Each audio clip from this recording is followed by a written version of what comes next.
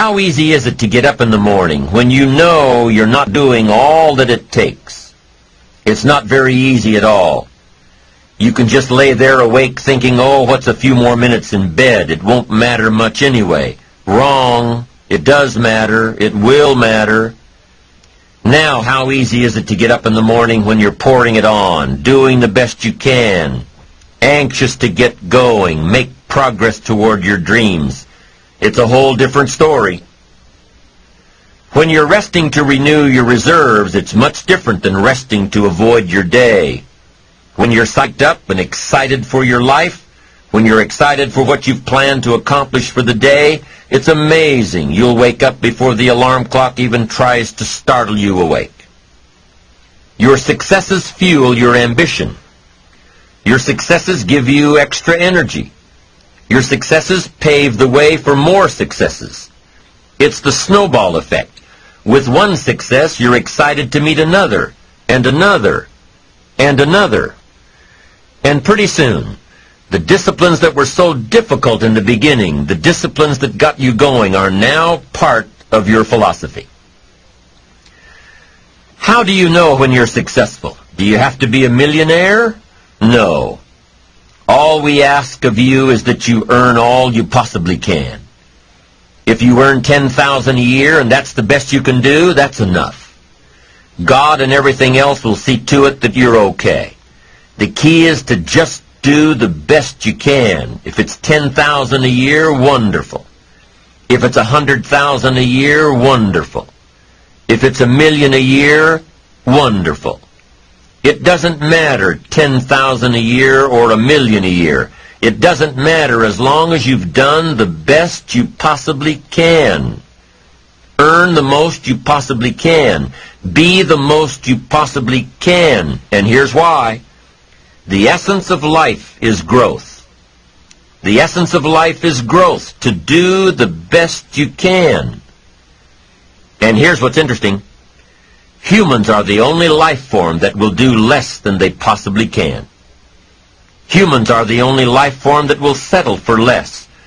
Every other life form except human beings strive to its maximum capacity. How tall will a tree grow? Approximately. As tall as it possibly can. You never heard of a tree growing half as high as it could. No, trees don't grow half. Trees send their roots down as deep as possible, stretch their limbs up as high as possible, produce every leaf possible and every fruit possible. As a matter of fact, you never heard of a human physically growing half. We keep growing until we're done. Now that's a part of life we can't control. It's genetically coded. And that's probably why we keep growing till we're done. Because we can't control that part. It's the rest of our growing that we control. The growing of our minds, the expansion of our minds, that we can control. And that's what tends to get away from us. All life forms inherently strive to their max except human beings. Now, why wouldn't human beings strive to their maximum possibility? Here's why.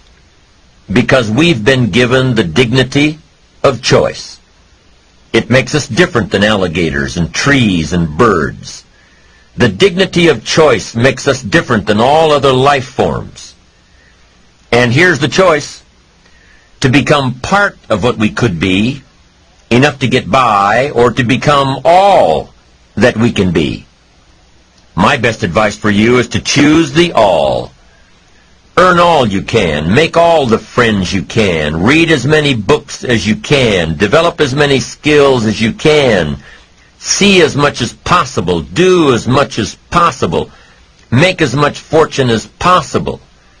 Give as much of it away as possible. The max. There's no life like it.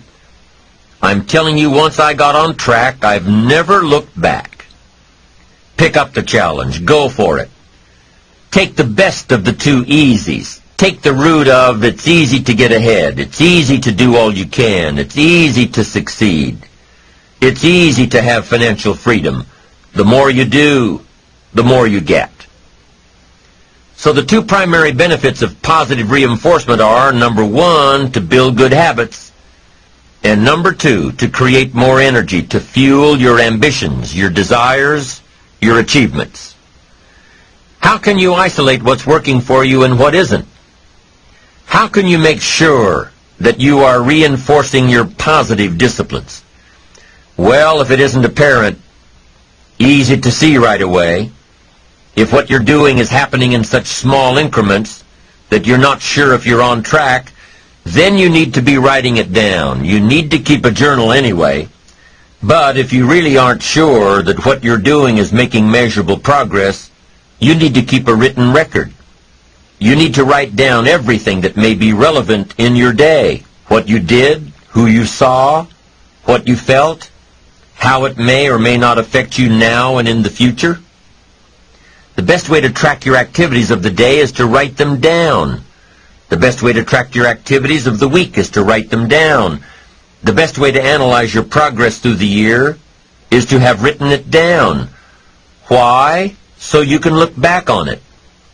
Because by keeping a written record of your life, you will be more accountable. By putting into writing the action steps that you have planned, you will easily see what works and what doesn't. Most people just try to get through the day, never writing anything down, never keeping track of their progress along the way, never really knowing if they are doing all they can to reach their goals, to drive their ambition. But gifted people learn to get from the day.